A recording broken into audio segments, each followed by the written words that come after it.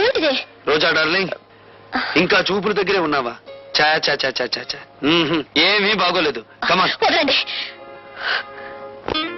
భార్గవ, ఇదే పని నేను చేశానని కోపంతో నా చెంప పగలగొట్టారా? నేనలా మీ మీద చేయి చేసుకోలేను. అందుకే నేను మీకు నమస్కారం చేస్తున్నాను. మీరు వెళ్ళిపోండి. రాజశేఖర్ మీద కక్ష సాధించాలనుకుంటే ఇలా కాదా? ఆ పని మీరు చేస్తానంటే నేను సాయపడతాను. రాజశేఖర్ మీద నీకెందుకు పగ? ఆ పరమ నీచుడే మా నాన్నగారు చనిపోవడానికి బాధ్యుడు. నీ తండ్రి పేరు? జనార్దన్ రావు. రోజా, మీ నాన్న అడ్డం పెట్టుకుని ఏ వ్యక్తిని రాజశేఖరం హంతకుని చేశాడో ఆ ఠాగూర్ నా కన్న తండ్రి.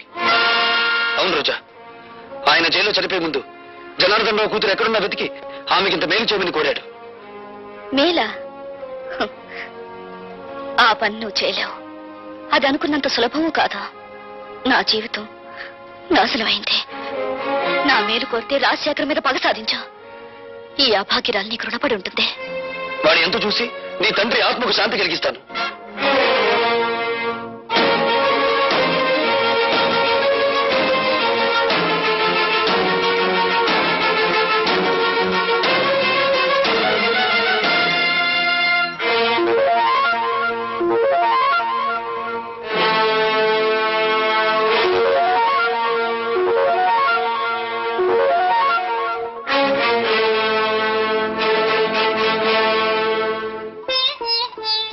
మగవాళ్లే గాని ఆడవాళ్లు రారే. ఇంతకీ ఎవరు మీరు? నీలా తెగిన గాలిపటాన్ని కాదు, నీలా ఇంగిలి విస్తరాకుని కాదు. ఉపమానాలు విసురుతున్నారు. మీరు రచయిత్రా? నేనెవరైతే నేనులే. నువ్వేం చేయకూడదో చెప్పిపోవడానికి వచ్చాను. నాకు శాసించడమే అలవాటు గాని శిరసా వహించడం అనేది చేత కాదు. ఆ పొగరే నీ కళ్ళు నీ నెత్తి మీదకి వచ్చేలా చేసింది. నెత్తి మీద మా కళ్ళు లేకపోతే ఆకలి పెంచుకుంటూ వచ్చే రసికులందరూ మా కాళ్ళు పట్టుకోరుగా. నువ్వు ఆడదానివా, ఆడించేదానివా? ఆటలు ఆడిస్తాను, రాగాలు తీయిస్తాను, నవ్వులు నవ్విస్తాను. ఏడవకుండా ఇతరుల్ని ఏడిపించగలవు కూడా. అవునా? నువ్వు ఒట్టి రచయిత్రవే అనుకున్నాను. శూర్పణఖలా ఉన్నావే. కాదు, రాముణ్ణి ప్రేమతో కోరుకుంటున్న సీతను నేను, కామంతో దోచుకోవాలనుకుంటున్న శూర్పణఖవి నువ్వు. నా మీదంత నింద వేస్తున్నావే. నీకేం ద్రోహం చేశాను? ప్రేమ పెళ్లి అనే పదాలకు అర్థం తెలుసుకుంటే నువ్వు నాకేం ద్రోహం చేసావో నీకే తెలుస్తుంది. ప్రేమ ప్రేమ అనే పదానికి అన్నప్రాసన రోజునే నీళ్లు వదులుకున్నాను. పెళ్లి అనే మాటకి అక్షాభ్యాసం నాడే అర్థం మర్చిపోయాను. శీలాన్ని సమర్థబంతిలోనే చుట్టి వీధిలోకి విసిరిపారేశాను. అవేమీ ఇక్కడ దొరకవు. సుఖం భోగం అనే రెండు మాత్రమే ఇక్కడ దొరుకుతాయి. మీ చేతుల్లో చిక్కుకున్న విలాస పురుషుల భార్యల కన్యలు దొరకవా ఇక్కడ? మీరు భార్గవ భార్య? ఆ అదృష్టానికి నువ్వే దూరం చేస్తున్నావు. చూడండి, భార్యకు భర్త మీదే అధికారం ఉంటుంది, కానీ విలయానికి ఊళ్ళో వాళ్ళందరి భర్తల మీద అధికారం ఉంటుంది. షరాప్! కోపం దేనికి? ఇంకా పెళ్ళవకుండానే ఆయన మీద నువ్వు అధికారం చేయాలనుకుంటే నా పక్కదాకా వచ్చాడే, మరి నేనంత అధికారం చెలాయించాలి? విలయానికి ప్రేమ విలువ తెలీదు. గుప్పెడు మల్లెపూలతో, అప్పు తెచ్చుకున్న నవ్వులతో, దాచిపెట్టుకున్న వయసుతో మగవాణ్ణి సొంతం చేసుకోవాలని చూస్తారే గాని గుప్పెడు మనసుతో కాదు. ఆ మనసు నాకుంది. ప్రేమించిన వాడు దూరం అయినప్పుడు ఆ మనసు పడే తపన, ఆవేశాన్ని ఈ ప్రపంచంలో ఏ శక్తి ఏమి చేయలేదు. నువ్వెంత అమ్ముడు పోయే ఆడదానివి. భగవంతుడా, జైల్లో రాక్షసు లాంటి మనుషుల మధ్య బ్రతికొచ్చిన మా అన్నయ్య మానవత్వాన్ని మర్చిపోయేలా ఉన్నాడు. మళ్ళీ మంచి మనిషి కావాలని దీవించు స్వామి.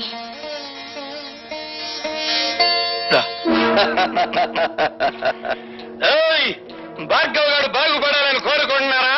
ఆయన మేం బాగు చేస్తాం. ఏడున్నాడో కొంచెం వివరంగా చెప్పండి. ఎవరు మీరు?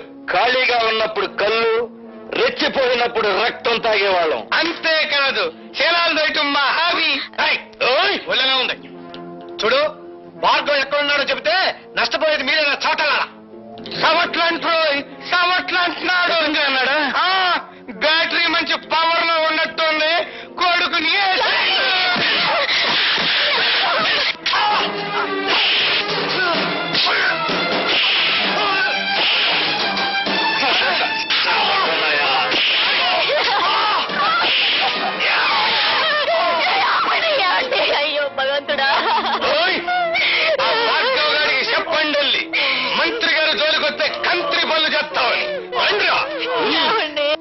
మరేం పర్వాలేదమ్మా, ఇదేం ప్రమాదకరమైన గాయం కాదు. ఏం జరిగిందమ్మా? ఆ దాసుగారు మనుషులు వచ్చి వద్దు పద్మ, జరిగిందేమిటో తెలిస్తే వాడు ప్రాణాల మీదకి తెచ్చుకుంటాడు. జరిగిందేమిటో నాకు తెలిసిపోయిందిరా. ఇక జరగాల్సింది రాజశేఖరానికి తెలియజేస్తాను. ఇంకెందుగా ఏడుస్తా? సమస్య తమ్ముడు.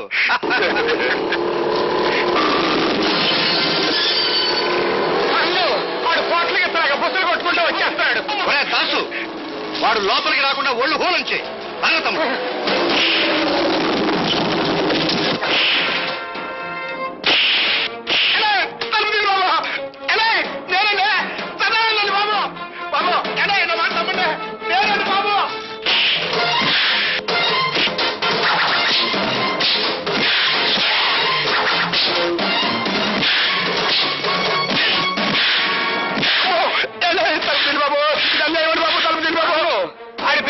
అవుతున్నట్టుంది. తలుపు తీద్దామా? తలుపు తీస్తే అనవసరంగా భార్గవ్ గారిని మనం చంపాల్సి వస్తుంది. శవ రాజకీయమా?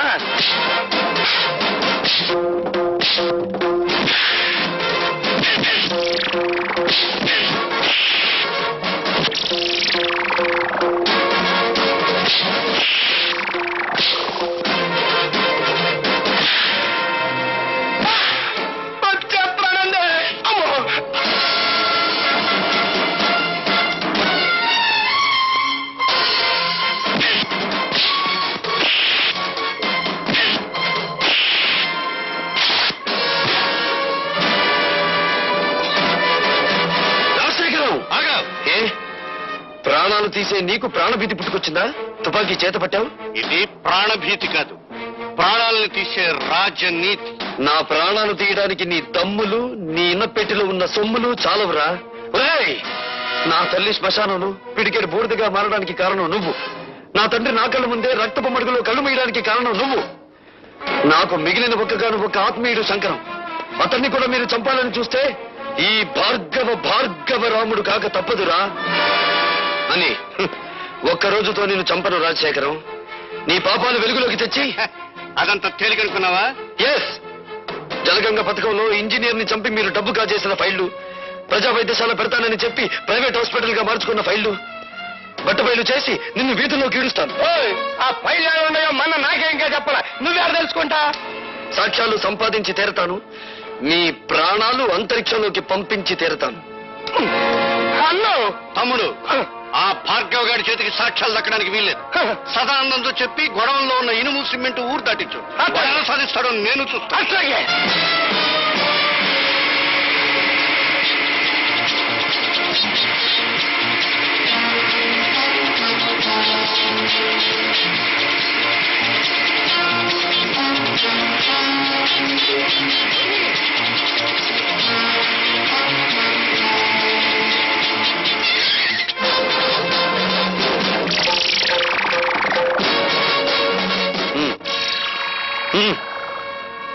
వస్తానండి. ఏంటండి? పిచ్చిగాడిద. ఊరు దాటించాల్సింది శవాల్ని గాని సాక్ష్యాల్ని కాదురా. పద పోలీస్ స్టేషన్.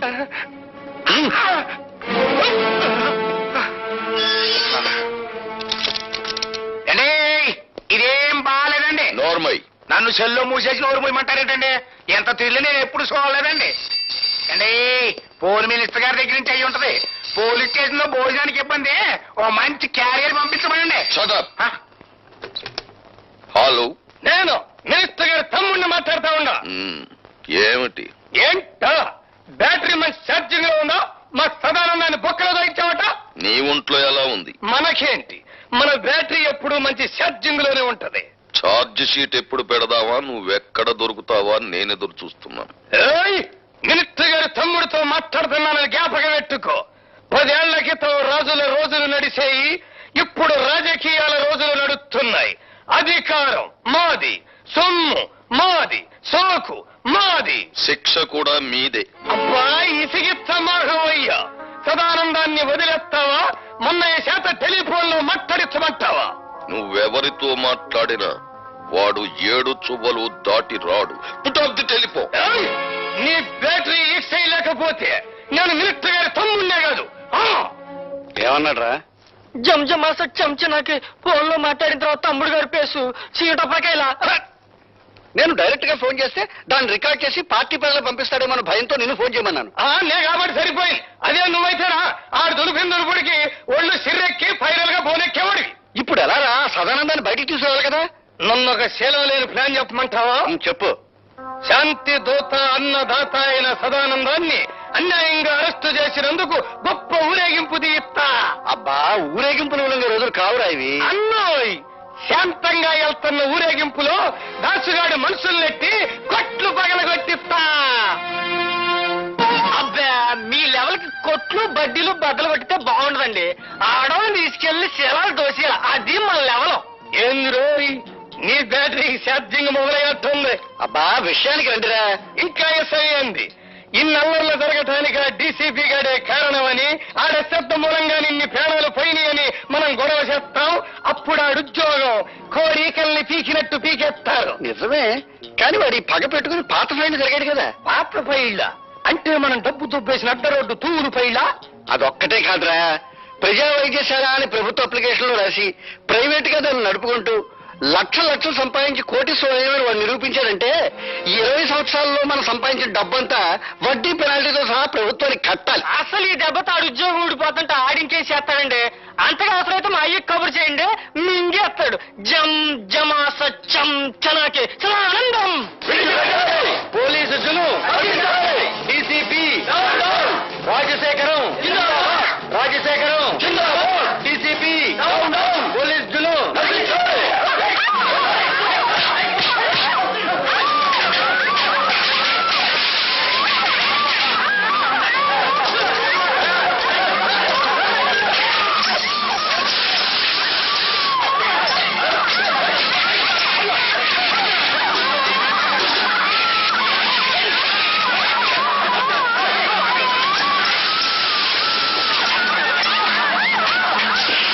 చెప్పమంటే ఏం చెప్పను. నా గుండెల్లో ఆవేదన రగిలిపోతుంది. నా బిడ్డలకి అన్యాయం జరిగిపోతుంది. నా ప్రజలకి ఆకలి మిగిలిపోతుంది. ఊరుకోవడం ఇప్పుడే అడిగితే ఏం లాభం? పోయిన శీలాలు ప్రాణాలు తిరిగి వస్తాయా? ఇదిగోండి దీనికి అంతటికి కారణం ఆ డీసీపీ గారే. వాళ్ళకంటే స్వచ్ఛమైన మా సదానందాన్ని మూసేశాడు. అది గట్టిగా రాయండి. అక్కడికి నేను చెప్పాను, అయ్యా ప్రతాపరావు గారు, సదానందం అంటే పేద ప్రజలకి ప్రాణం, తిరగబడితే అతనికి ప్రాణాలు ఇస్తారో తీస్తారో తెలీదు అని. ఇంతకీ నిర్ణయం ఏమిటండి? ఆ డీసీపీని డిస్మిస్ చేయకపోతే నేను నా మంత్రి పదవికి రాజీనామా చేస్తాను. ఏమిటి మీ సమాధానం? కాల్చి చంపుతున్న వాళ్లే కన్నీళ్లు పెడుతుంటే సమాధానం ఏం చెప్పాలి సార్? రాజశేఖరం గారు రాజీనామా చేస్తారట. రాజకీయ నాయకులు అలా బెదిరిస్తారే తప్ప రాజీనామా చెయ్యరు సార్. మిస్టర్ ప్రతాపరావు, వాళ్ళ స్వవిషయాలు మాట్లాడే హక్కు మనకు లేదు. వెంటనే సదానందాన్ని వదిలిపెట్టండి. గొలుసులు కట్టిన కుక్కలను వదిలిపెట్టొచ్చు గాని బోనుల్లో బంధించిన పులులను వదిలిపెట్టకూడదు sir. I don't want any argument. Do as I say. Certainly I will obey your orders. కానీ 24 గంటల్లోగా సదానందాన్ని, అతని వెనకాల ఉండి అల్లర్లు సృష్టిస్తున్న ఆ పెద్ద మనుషులిద్దరిని అరెస్ట్ చేస్తాను. Or else I will resign. అది అమ్ము నన్నేం చేయకు, అసలే పచ్చాకండి. లుచ్చలాగా వాక్కు. చెప్పేది విను. ఇదిగో ఈ క్యాసెట్ తీసుకెళ్లి ఆ రాజశేఖరానికి ఇవ్వు. దండాలండి బాబు. ఎందుకంత గేదె పెట్టలాగా ఎండో నడుస్తావు? ఇప్పుడు నీ లెవెల్ సిటీ మొత్తం మోగిపోతా ఉంది. మోగిపోతానే ఉంది. అంటే 24 గంటల లోపు మళ్ళీ మన అందరినీ మూసేస్తానని ఆ డీసీపీ పోలీసు వాళ్ళ మీటింగ్ లో తొడగొట్టి మరీ చెప్పాడంటండి బాబు. తొడగొట్టిన పడగొట్టడం మనకు అలవాటే కదా.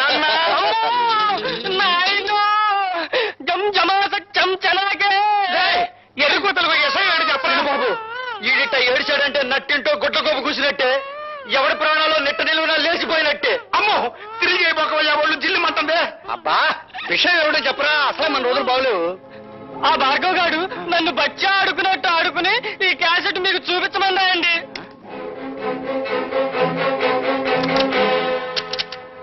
దుష్ట చతుష్టయానికి దుష్టాభివందనాలు. అన్ను మంచి పవర్ఫుల్ తెలుగు మాట్లాడుతా ఉన్నాడు. ఇది తెలుగుదేశం మనిషా? నిజమే, కానీ వాడి పగ పెట్టుకుని పాత ఫైన్ జరిగాడు కదా. పాత ఫైళ్ళ అంటే మనం డబ్బు తుప్పేసిన అడ్డ రోడ్డు తూరు ఫైళ్ళ. అదొక్కటే కాదురా, ప్రజా వైద్యశాల అని ప్రభుత్వ అప్లికేషన్లో రాసి ప్రైవేట్ గా దాన్ని నడుపుకుంటూ లక్షలు సంపాదించి కోటీశ్వరుడు వాడు నిరూపించాడంటే ఈ 20 సంవత్సరాల్లో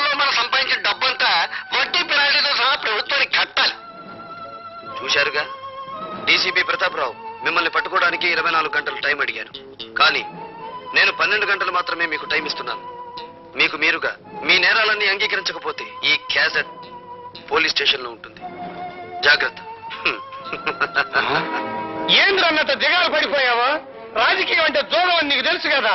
ఏమండి రాజశేఖరం గారు, మీరు మన పార్టీ సిద్ధాంతాలకు వ్యతిరేకంగా స్వార్థంతో హత్యా రాజకీయం